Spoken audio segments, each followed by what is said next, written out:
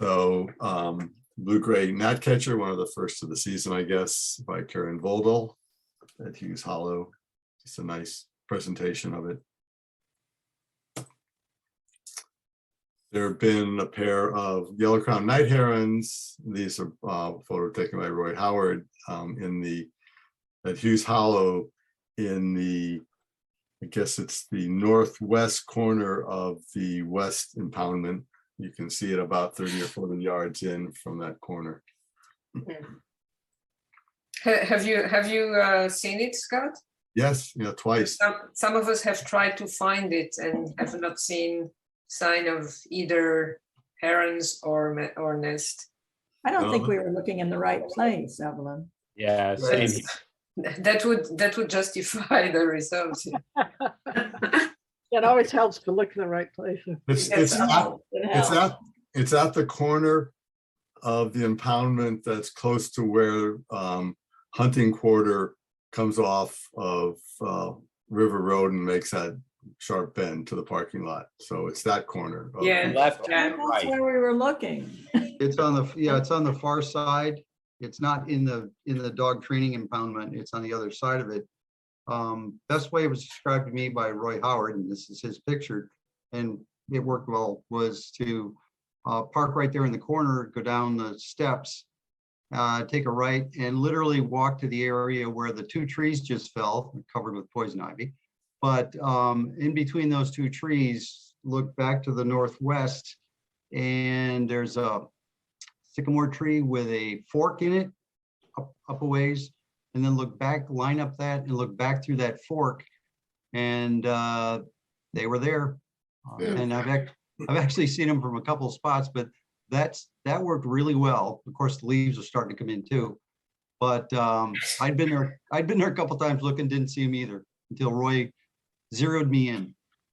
okay. So those are good directions. It's in the Yes. hollow of that fork of the sycamore tree. Try Sounds again. I like these pictures of the Bonaparte skulls by Dave Roberts. Nice action and detail. More yellow-crowned night herons. This by Chris Wright over at Sycamore Landing, and there's at least 4 in this picture. I don't know if there's another one hidden in there. Woody and Ray took this picture of American bittern at Hughes Hollow. Gosh, look at this. It's still being cited, although twice I haven't seen it. Winged Teals by Ellen Ralston at Pennyfield. Come on. Is this in the impoundment or in the river? Yeah. The impoundment, Yeah. Okay. the usual one. Yep. Another No. picture by Evelyn. This is a nice shot of a pine warbler at Pennyfield. Not in the impoundment. Yeah. Oh, someone's had a solitary vireo already?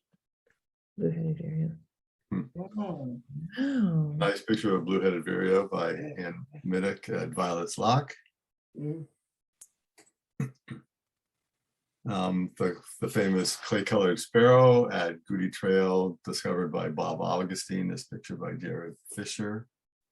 Still hanging around there. No.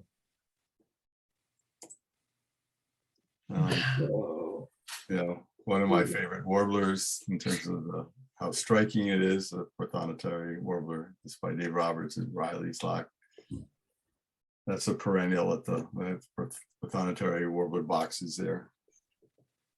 Now, this isn't the greatest picture, but anyhow, it's a glossy ibis by Woody and Ray at Hughes Hollow. No.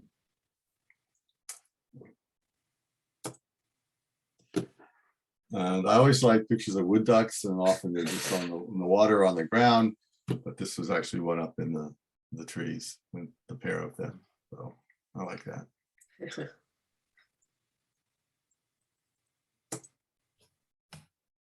And another warbler, yellow-throated warbler by Jared at Violet's Lock with a catch.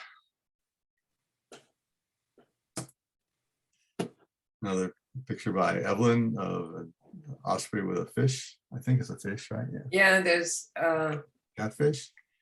I don't know what kind of fish. I'm not so good at identifying fish. An unhappy fish. Yeah. Yeah, Catfish. And soon to be ex-fish. yeah. I think it was already an ex-fish by then. And I took this picture because, I don't know, it's just struck me the orange on the wing of this female red. Woody and Ray took this picture of American bittern at Hughes Hollow.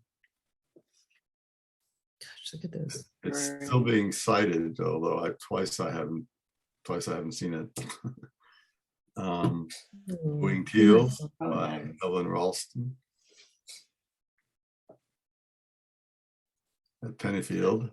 Come on. Is this in the impoundment or in the river? Yeah. The impoundment, Yeah. Okay. the usual one. Yep. Another No. picture by Evelyn. This is a nice shot of a pine warbler at Pennyfield. Not in the impoundment. Yeah. Oh, someone's had a solitary vireo already? Blue-headed vireo. Oh, Wow. Nice picture of blue-headed vireo by Ann Middick at Violet's Lock. Mm. The famous clay-colored sparrow at Goody Trail, discovered by Bob Augustine. This picture by Jared Fisher. Still hanging around there. No. whoa. You know, one of my favorite warblers in terms of how striking it is, a prothonotary warbler. It's by Dave Roberts at Riley's Lock. That's a perennial at the prothonotary warbler boxes there. Now, this isn't the greatest picture, but anyhow, it's a glossy ibis by Woody and Ray at Hughes Hollow. No.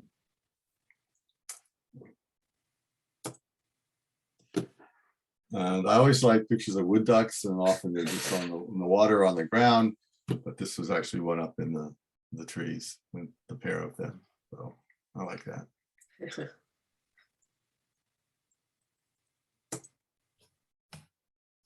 Another warbler, yellow-throated warbler by Jared at Violet's Lock with a catch. Another picture by Evelyn of an osprey with a fish. I think it's a fish, right? Yeah. Yeah, there's, Catfish. I don't know what kind of fish. I'm not so good at identifying fish. An unhappy fish. Yeah. Yeah, Catfish. And soon to be ex-fish. yeah. I think it was already an ex-fish by then. And I took this picture because, I don't know, it's just struck me the orange on the wing of this female red-winged blackbird. Isn't that a young male? Well, it could be young male, I Because guess. the females do not have the red patch. Yeah. Okay. Anyhow, I think it is, yeah.